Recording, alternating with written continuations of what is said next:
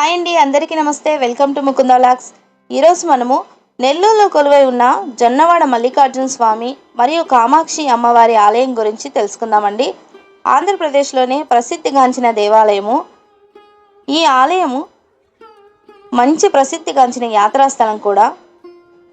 జొన్నవాడ కామాక్షిదేవి ఆలయం నెల్లూరు నుంచి 13 కిలోమీటర్ల దూరంలో ఉన్నదండి.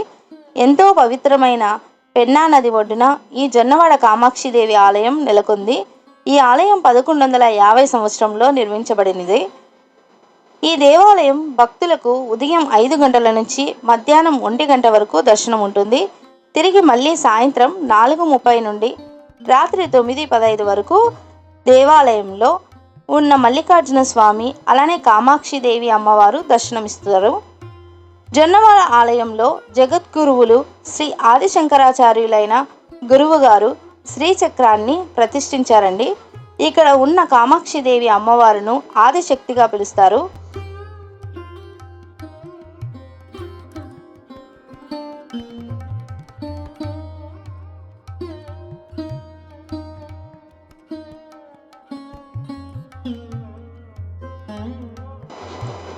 జొన్నవాడ కామాక్షి అమ్మవారు క్షేత్రాన్ని సందర్శించడానికి వచ్చిన భక్తులు ఇక్కడ ఆలయం ప్రాంగణంలో నిద్రించడం వల్ల కష్టాలన్నీ పోయి సుఖాలు కలుగుతాయని నమ్ముతారండి. అలానే సంతానం కలగని దంపతులు కూడా ఈ ఆలయం నిద్రించడం వలన చక్కటి పాపాయి పుడుతుందనే నమ్మకం. అలానే ఈ పుణ్యక్షేత్రంలో ప్రసాదించే కోడి ముద్దను కూడా తిని అక్కడే అంటే దేవాలయంలో నిద్రిస్తే సంతానం కలుగుతుందని బలమైన విశ్వాసం అండి. ఇక స్థల పురాణం ప్రకారం ఈ విధంగా ఉందండి. పూర్వం కశ్యప మహర్షి లోక కళ్యాణం కోసం దక్షిణాగ్ని, ఆహవనీయాగ్ని, అరస్పత్యాగ్ని చేపట్టాలని అనుకుంటారు. యజ్ఞం చేయడానికి అనువైన స్థలం కోసం వెతుకుతూ ఉండగా పినాకిని నది తీరం వద్దకు చేరుకుంటారు. పినాకిని నది అనగా పెన్నా నదేనండి. యజ్ఞానికి ఈ తీరం అనువైనదని భావించి యజ్ఞం తూర్పు, నైరుతి వాయువులలో యజ్ఞకుండలతో యజ్ఞాన్ని పూర్తి చేస్తారు.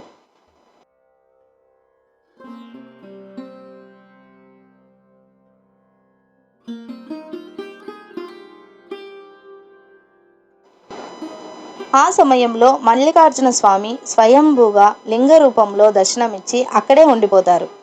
అలానే ఈ క్షేత్రానికి యజ్ఞవాటిక అనే పేరు కూడా వచ్చింది. యజ్ఞం అనగా జన్నము అని అర్థం అండి. వాటిక అనగా వాడ అని అర్థం. అందుకని ఈ క్షేత్రానికి జన్నవాడ అనే పేరు వచ్చింది. కాలక్రమేణా ఈ జన్నవాడ పేరు జన్నవాడగా క్షేత్రంగా పేరు వచ్చింది. కైలాసంలో ఆ పరమశివుడు కనిపించకపోవడంతో పార్వతీదేవి పతిదేవుణ్ణి వెతుక్కుంటూ జొన్నవాడకు చేరింది. అక్కడ ఉన్న స్వామివారిని చూడగా స్వామివారు తన భార్య అయిన పార్వతీదేవిని ఇక్కడే జొన్నవాడలో ఉండమని కోరగా భర్త మాట కోరిక కాదనలేక నీటి బొట్టుగా మారి శిలారూపం దాల్చింది.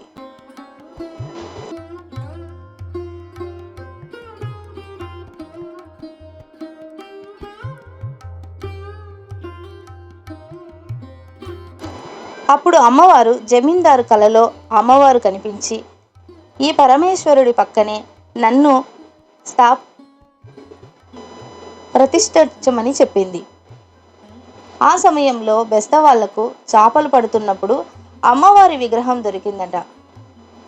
వారు అమ్మవారికి పెన్నా నది దగ్గర అమ్మవారిని స్థాపించి పూజలు చేశారట.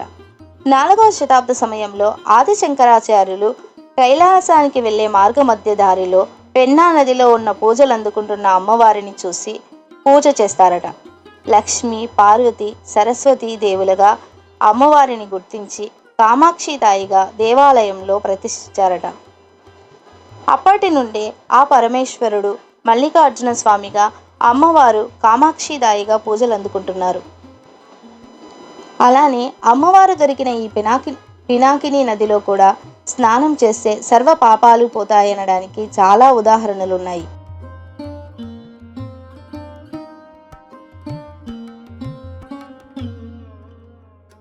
అధిపతి అయిన దేవేంద్రుడు తనకున్న పదవి కోల్పోయి వృషపర్వుడనే రాక్షసుడి చేత బాధపడుతూ ఉంటాడు. ఈ రాక్షసుల చేత బాధలు, వేధింపులు భరించలేక జొన్నవాడలో ఉన్న పెన్నా నదిలో స్నానం చేసి కామాక్షి తాయి అమ్మవారిని దర్శించుకుంటారు. ఆ తల్లి దర్శన భాగ్యం పొందిన కారణంగా దేవేంద్రుడికి రాక్షస బాధ తొలగిపోతుంది. అలానే త్రేతాయుగంలో కుష్ఠవ్యాధితో బాధపడుతున్న అశ్వత్థామ కూడా పెన్నా నదిలో స్నానమాచరించి అమ్మవారి దర్శనం పొందిన తర్వాత స్వస్థత పొందుతారు.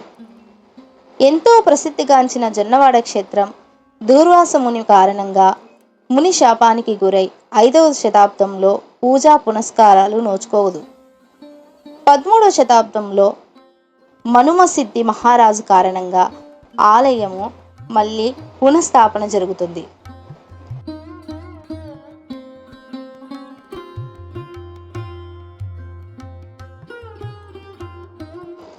ఇక ఈ జొన్నవాడ క్షేత్రంలో ఏ ఆలయంలో జరగని పూజ, నవావరణ పూజ ఇక్కడ జరుగుతుంది. ప్రపంచంలో నలుమూలల నుంచి ఈ పూజ చూడడానికి వస్తూ ఉంటారు. ఈ దేవాలయంలో ఆ పరమేశ్వరుడికి జరిగే సహస్రనామం కూడా చూడడానికి భక్తులు తరలి వస్తారు. సాక్షాత్తుగా వేదవ్యాసుడే పూజారులకు దర్శనమిచ్చి వేదాలలో ఉన్న సారమంతా ప్రోగు చేసి సహస్రనామం చెప్పినట్లుగా చెప్తారు. ఎంతో పుణ్యం చేసుకొని ఉంటే కానీ ఈ సహస్రనామం జరిగే పూజను మనం చూడలేము. అలానే ఈ సహస్రనామ పూజ వలన 4 వేదాలు చదివినంత ఫలితం దక్కుతుందని అంటారు. ఇక్కడ ఉన్న అర్చకులు మాత్రమే ఈ సహస్రనామ పూజలు తెలుస్తాయి. ఇంకా చెప్పాలంటే ఎన్నో మహోన్నతమైన విషయాలు ఈ దేవాలయంలో ఉన్నాయండి. అలానే మనం కూడా కుదిరిన సమయంలో దర్శించుకుందామండి. మరిన్ని ఇలాంటి వీడియోస్ కోసం ఛానల్ని సబ్స్క్రైబ్ చేసుకోండి. Thanks for watching Mukunda vlogs. ఏదైనా తప్పులు ఉంటే క్షమించండి.